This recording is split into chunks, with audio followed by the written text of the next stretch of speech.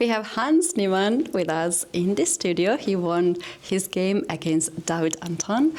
Hans, you play really, really amazing games, starting with the first game, this beautiful knight sacrifice against Gukesh. But however, today in the round 8 was your first victory in this tournament. If you can describe how your tournament is going so far. Yeah, there's been so many mischances. I mean, it's so ridiculous. I mean, my first round against Gukesh, I had a basically winning position if I just play normal moves. Against Arvind, I mean, I'm winning in one move. That went from a win to a loss. And then against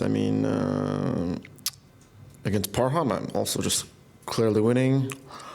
Even against Yakubov, like I had a much better position with black that I at least was lucky to draw. So, I mean, the first...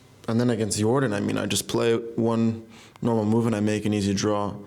So in such a top-level tournament, it's rare to just have so many chances. Like, I mean, I didn't capitalize on, like 2.5 points worth of chances, which I mean is just is abhorrent and disappointing. So I'm at least happy to win this game. I think I played very well, but I mean, like what demon possessed me in the first 5 games? Like I don't know. I think it was just I was sleeping badly, and I mean I could not. If you try to start rationalizing those types of blunders, you should just quit chess. I mean, Did it maybe happened because you had the travel from US and maybe you did not adjust the time, or? I kept waking up early because like the blinds in the room don't cover all the light, and I like sleeping in a fully blackout room. Like if there's light, I'm gonna wake up. So You need this to cover the eyes. yeah, maybe. Yeah, I don't like that, but maybe I should consider it because I was waking up and then sleeping badly, and I mean. I guess you can make blunders, but in general, my play was like really was great. I mean, I completely outplayed Gukesh, completely outplayed Arvind, outplayed Parham, was outplaying Yakubov. I was outplaying these amazing players. And then at the critical moment, just completely collapsing. So, I mean, at least in this game, I'm really happy that I found the move G4. Mm-hmm. Shall we take a look at this? So, if you can share your... Yeah, I mean, this was a nice surprise. He followed the main line. This is kind of the first critical moment. There are a few moves here, but I think this is a novelty. And it looks kind of weird bringing the knight back, but I want to trade these bishops and perhaps take advantage of the f5 square. So he followed. Yeah, this king f8 is the first. Obviously, it's a natural move, but I mean. It's not the best move. So here I'm sort of playing normally. The main thing is I want to bring this knight to e3. Played queen f6. Played rook f2. Now going for this idea. Knight e7, knight f1. I guess he kind of went for the c6 b5, but now I get d4, and then if things start to open up, then the king is going to be quite weak. So I mean, for example, if this shoots after rook d2, and I'm threatening d5, so something like this was a possible position where he's got a terrible structure, weak, f5 square is quite strong. And he played b4 going for this. I guess it wasn't that bad, but I guess this queen, I mean, in this position, I felt like I had to be better.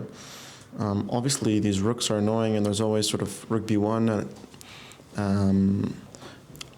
the knight could come to f4, but obviously the issue is just the g1 knight. If I'm able to sort of improve the knight somehow, so I liked this move, knight f2, and then here, this was a difficult moment. Knight d3 was logical. Yeah, c5. This was, I mean, I was really happy with g4 because it's not that natural to. I'm kind of opening up my king. It looks kind of scary, but for example, one of the issues was, I mean, I couldn't. Queen c7 is coming. Like let's say I take you would take knight d5, and for example, this position, or g1, you know, it's a bunch of concrete stuff, but basically you start checking, and then once I go up, the queen comes in and comes up to b2, and I'm not in time to do this because there's checks. So, I mean, I spend a lot of time here, and obviously I don't want to play g3 because, you know, the queen comes in. So, I mean, g4 was after all the games I choked. I'm surprised that I was capable of finding such a move, but I suppose miracles do happen because, for example, this is a concern. But I have multiple moves, but simplest is just here and this. And I guess the issue is that if he takes, then I can take, and then if he takes, I take on g4, and suddenly his king is super weak, and I kind of realized that restricting the queen was the most important, and maybe my rook can be active, so rook b6, this was just a blunder. I think he kind of has to play this. But there were a few options here, yeah, I think this, and it's not really clear. I mean, everything's coming so quickly. Everything could just collapse in an instant, and he had no time. But yeah, this is just probably clearly lost. I mean, there were some. I guess he could play passive rook a8, but I guess this has to be winning. And in this position, you know, I think I should just play. Yeah, this king was actually getting kind of annoying, but the point is if he goes here, the critical point is after check. I have here, check, and then h3 is the important move. Oh. Because the point is, look, let's say you play queen d6, check, and now takes. There's mate, so you have to go back and then check, and then here, and then. And, you know, everything, pick up all the pawns. So I was slightly concerned, and then I saw that I had h3, and then this was also nice, sacking the pawn, because now the king is sort of being pushed backwards, and then I win everything, and it's game over. Yeah, well, that was a pretty nice game and full domination. I wanted to ask this question in the first round, and we expected you to win against Gukesh and to have interview. This beautiful knight d3 sacrifice. Was there some kind of home preparation for you beforehand? You knew this type of. You came up by yourself. How could I prepare that? I mean, yeah, hard. I mean, obviously the idea is it's a known concept, but it's very rare that it works. I mean, how happy you were when you saw that you could use it in that game against Gukesh? After I played knight c5, f4, I started, before he played f4, I sort of, maybe I can take. And then once he played f4, I realized, wait, I mean, I can just take, and I'm just much, much better. So, I mean, if you look at the streaks of play that I've had during games, there's been amazing play.